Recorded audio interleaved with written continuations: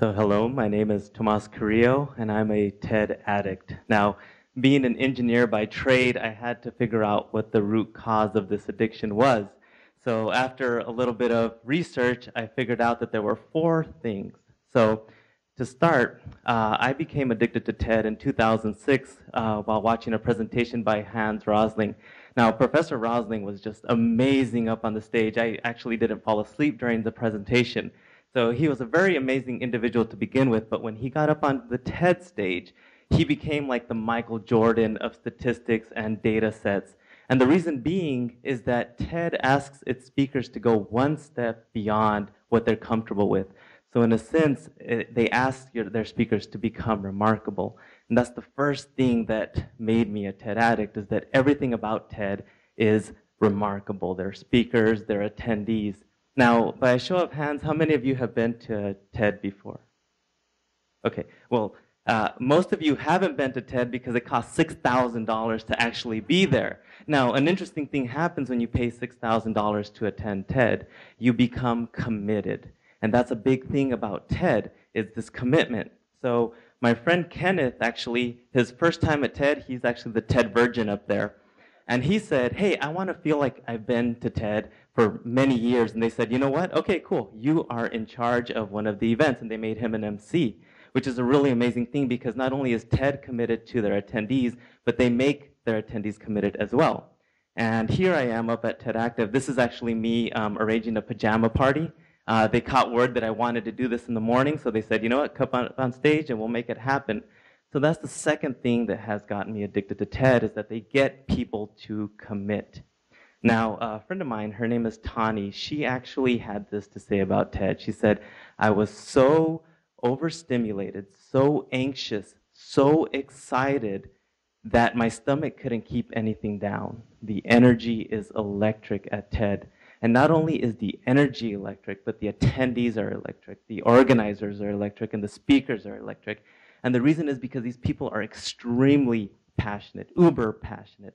Take, for example, Jamie Oliver, the Naked Chef. This guy wants to revolutionize the entire food system for our kids in our schools. And, you know, this isn't just regular passionate people. I mean, this is people that change the world passionate.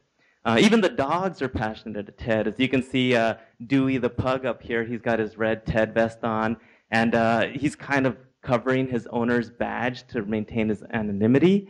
But that's the third thing that got me addicted to TED, is that they find passionate people. And again, you know, from a scale of 1 to passionate, these people are like passionate plus. So getting back to Jamie Oliver, like I said before, he has a show. It's called Food Revolution. And as I mentioned, he's trying to revolutionize the entire food industry for our kids. And TED actually is a part of this. They got behind his cause. And TED wasn't always like this. Actually, it changed hands from its owner to Chris Anderson. He's the taller fellow. In 2001, and Chris Anderson said, I want to make TED a place where we find real solutions to the world's problems. And they've been backing some incredible items. For example, the Charter for Compassion. So Charter for Compassion tries to set out, and it makes people not just tolerate each other, but understand and respect one another, whether you are Muslim or Christian, Jewish, it doesn't matter. And then also Dave Eggers has the Once Upon a School, and he's trying to get people to help out with your local public school to make it a better place. And that's the fourth thing that made me addicted to TED, is that they have a grand vision for things, okay? Now, not a lot of people know this, but see this Nexus one? I got this at TED. So one of the things that you may want to do for your own events is give out little goodies, but it's not always necessary, but it doesn't hurt.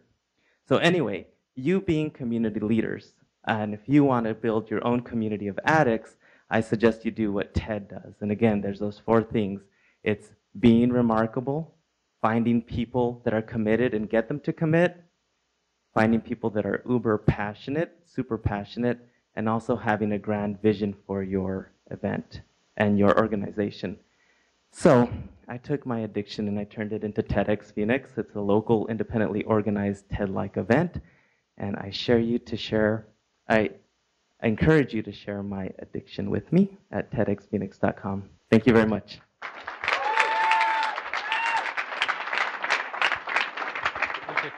Good job.